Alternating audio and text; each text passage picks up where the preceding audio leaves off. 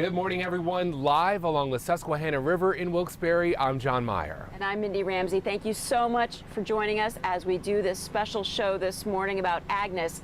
50 years later, it was back in 1972 when this area was all underwater. It really is just incredible when we see the river behind us now to think of how much higher it was, 15, 20 feet above where we're sitting right now.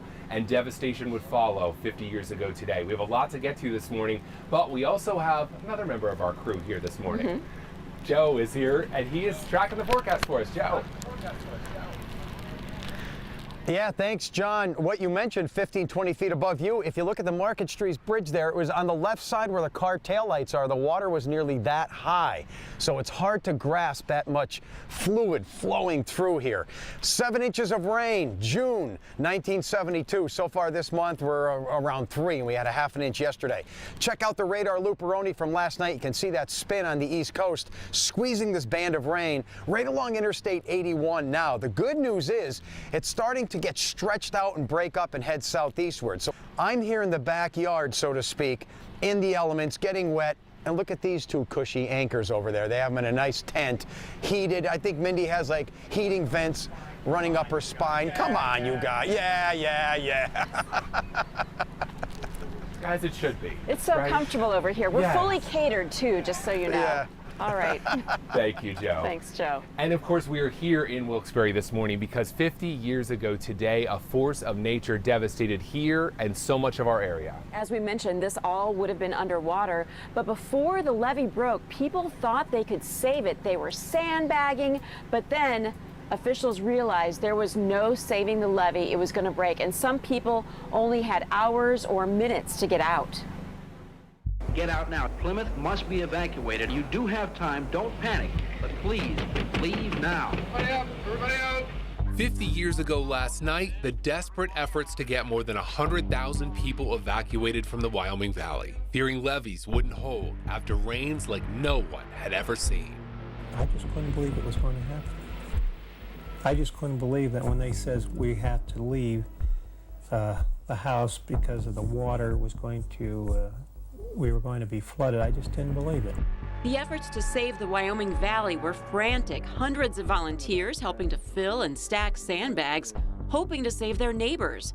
Until the morning of the 23rd, 50 years ago this morning, the haunting siren and alert.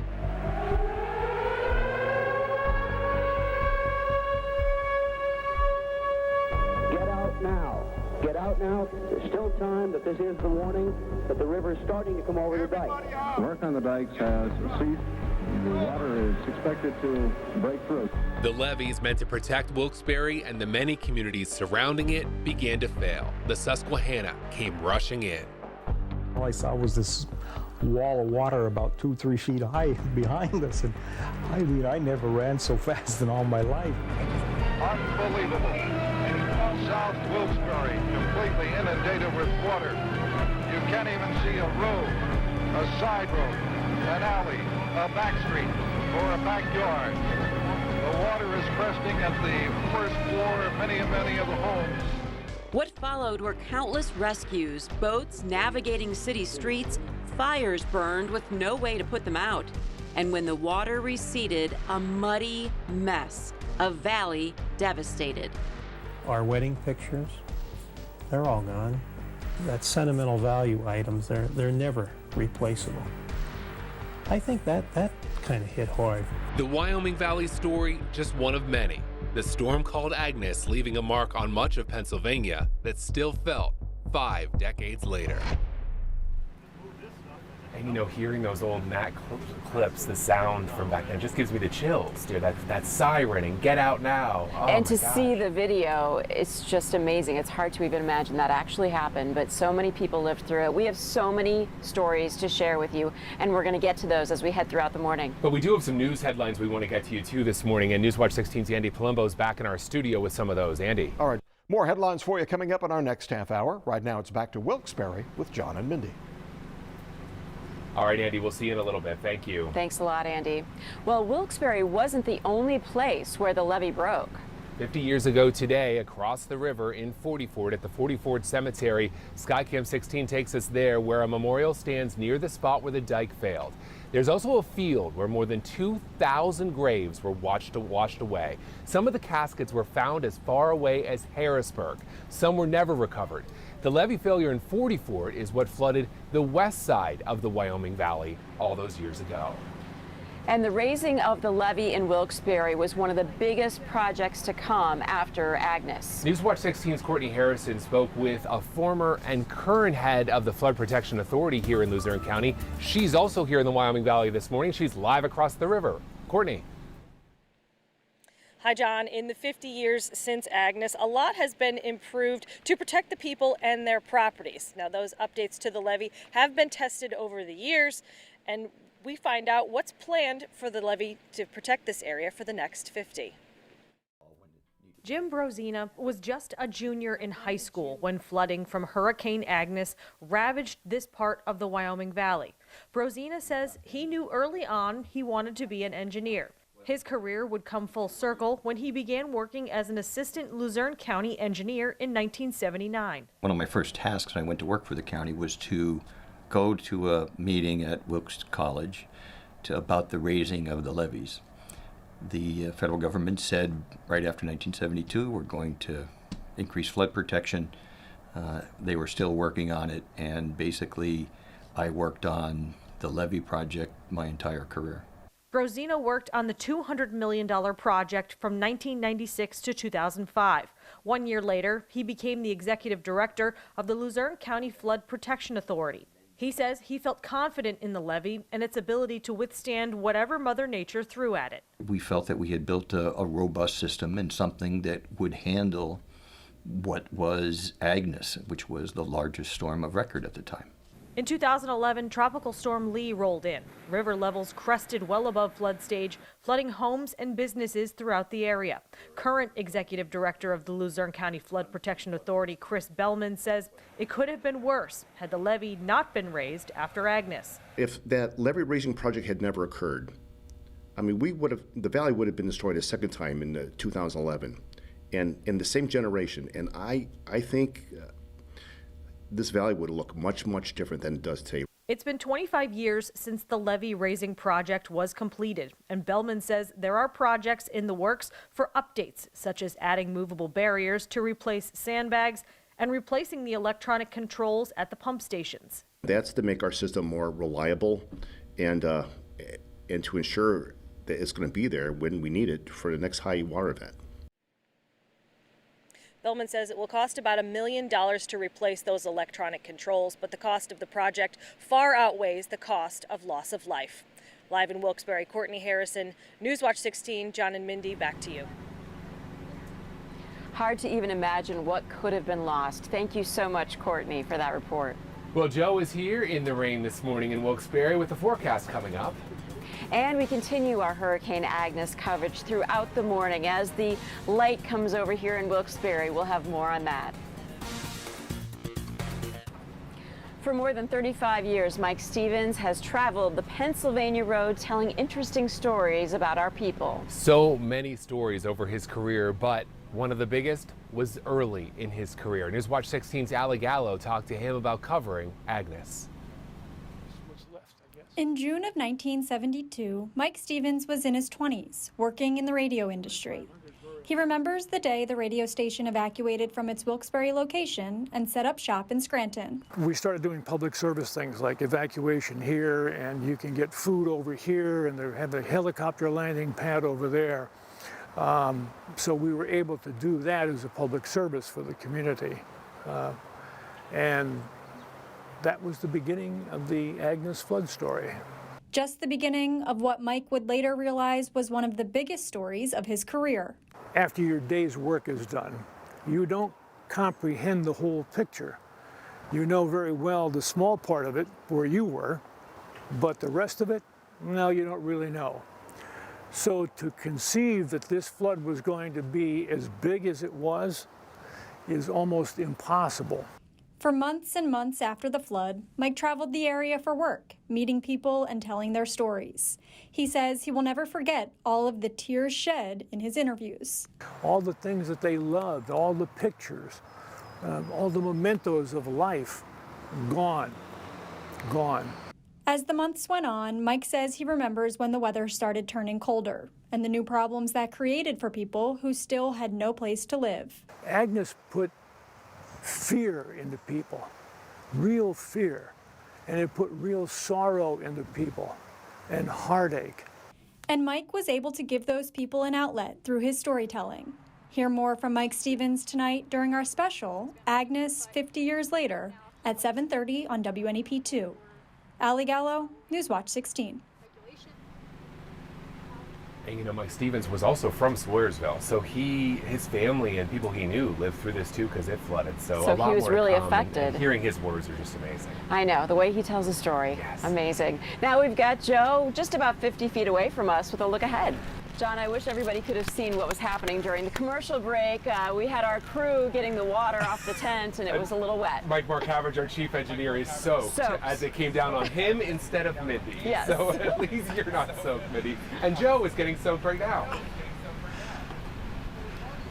Oh, as long as you two are okay, though, okay? All right, we don't want to get Mindy's precious clothes wet. I'm soaking wet out here in the backyard. But you know what? Look, I got the Crocs on, I got the waterproof skin, and I got my sweatshirt on. It's cool, 50s and 60s. Speaking of Mindy, I want to do a little pop culture from 50 years ago. Not only was the Agnes flood happening, but Mindy was born in 1972. Woo!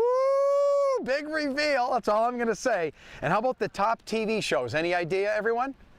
Number 1, All in the Family. Number 2, Sanford and Son. And number 3, Hawaii Five-0.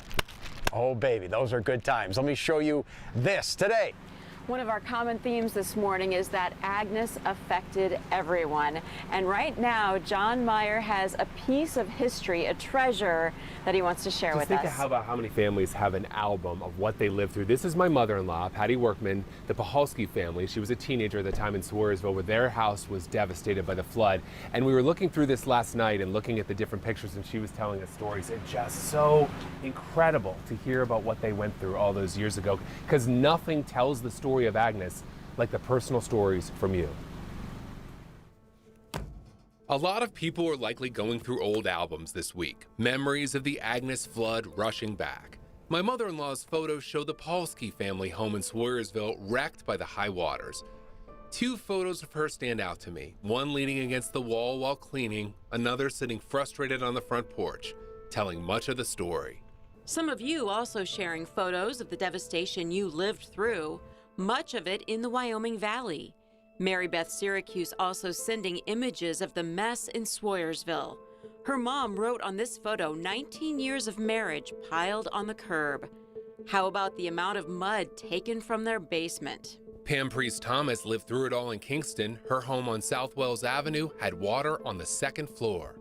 Susan Matucci says her parents had just paid off the mortgage here in South Wilkes-Barre and just remodeled the kitchen. All of it lost.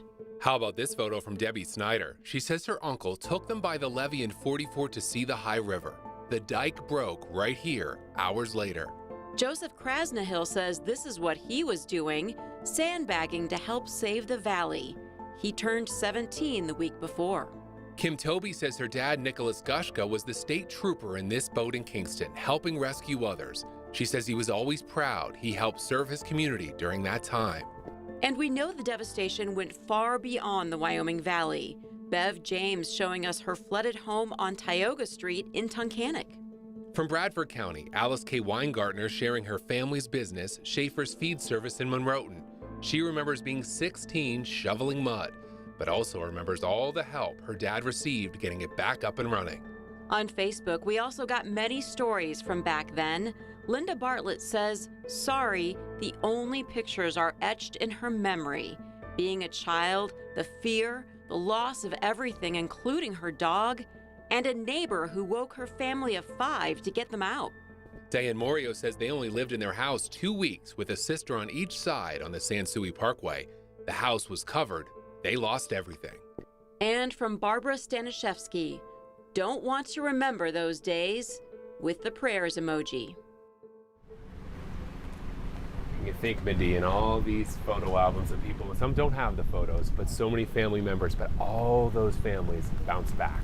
The valley bounced back. It's amazing to think how long it took, but eventually they bounced back. And now it's a story they can share with so many of us. We have a lot more live coverage coming from Wilkes-Barre as we remember Agnes 50 years later. All right, thanks a lot, Joe. We'll check with you later.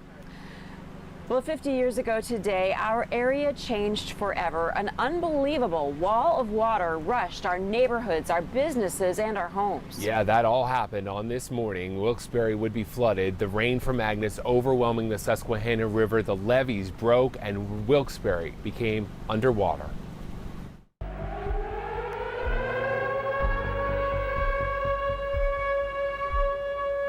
Get out now. Get out now. There's still time, but this is the warning that the river is starting to come over the dike. Work on the dikes has ceased. The water is expected to break through. Still gives me the chills to hear that. Volunteers spent the morning filling sandbags along the Susquehanna, but the river came rushing over the levees. Then it turned into a rescue mission. The levee broke in Wilkes-Barre, also on the other side of the river in 40 Fort. Boats filled the streets of the Wyoming Valley, rescuing people from their homes. Buildings burned with no way to put out the fires. And for so many, their homes and memories were washed out by the water.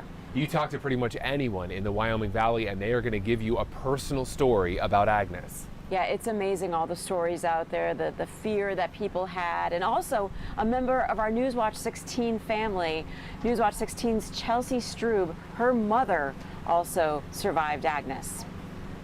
To get a better understanding of what cleanup after Agnes was like, I asked my mother, Joan, whose family had several properties in South Wilkes-Barre at the time, to come with me on a walk and talk me through it. There was like over 11 feet of water in our house.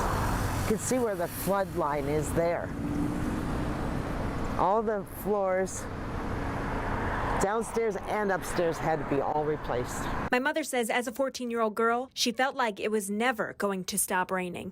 So, I mean, if you think about it, the water, you can't even reach as tall as the water was right now. Oh, no. It would be twice that high.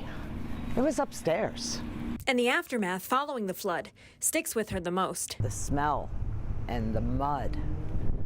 It really was unbelievable. I don't think unless you lived through it or saw it that you would ever know what it was like. Chelsea Strube, Newswatch 16, Wilkes-Barre. And to hear more of Chelsea's conversation with her mom, you can tune in tonight. We're going to have more on that on Newswatch 16 later. And we'll have much more on Hurricane Agnes as the morning continues. But first, we have some breaking stories. Yeah, there were developments overnight and some big stories we've been following. We're going to go back to the studio now with Newswatch 16's Andy Palumbo. Well, Newswatch 16 sat down with a man in the backyard back at our studios to talk about his experience back when Agnes happened. Many of you might remember Jay Christopher. He worked in a variety of roles for us at WNEP. He was the one tracking Agnes as the storm made its way up the coast, sitting over northeast and central Pennsylvania. Even 50 years later, Jay vividly remembers what it was like trying to get to work through a driving rain on June 21st.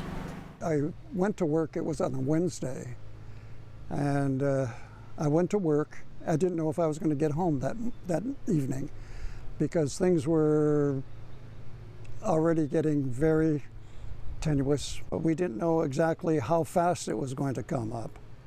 Nobody really knew.